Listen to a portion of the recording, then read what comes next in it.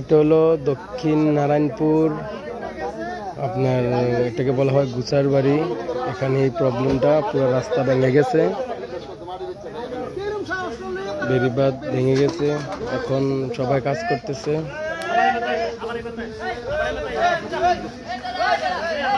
সবাই আমাদের জন্য দোয়া করবেন। কংসনগরের মিথিরা মসজিদের কাছে এটা দেখেন কিভাবে ভেঙে গেছে আমাদের গোমতী নদীর।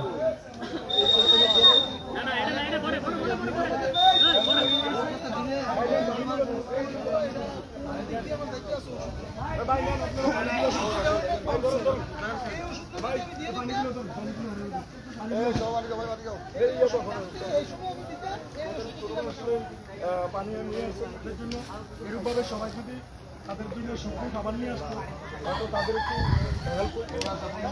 সবাই সবার অবস্থান থেকে প্রয়োজন। কারণ এদিকের যে ভাদ্রা, এদিকের আশেপাশে আমাদের দেবীগড় উপজেলা, চান্দিনা উপজেলা এবং ওইদিকে সবগুলো কিন্তু প্লাবিত হয়েছে। আমরা পারবো না। এরা, আমি অনেকের সাথে কথা বলতে, গাড়িগুলোকে সেনাবাহিনী তারা বলতেছে যে তাদের পানি খাবেন,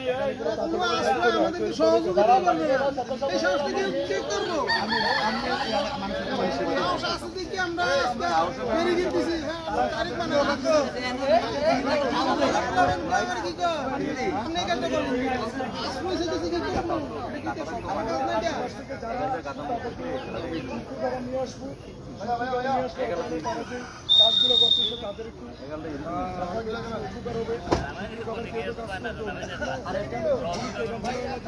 আজকেও সারাদিন বেঁধে আশেপাশে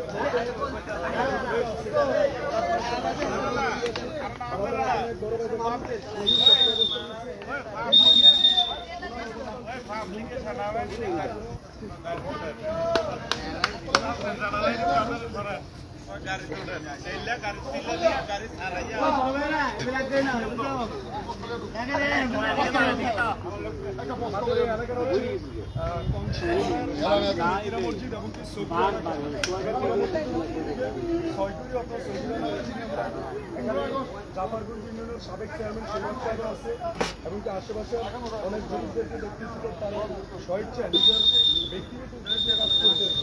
এখানে যে জমিদার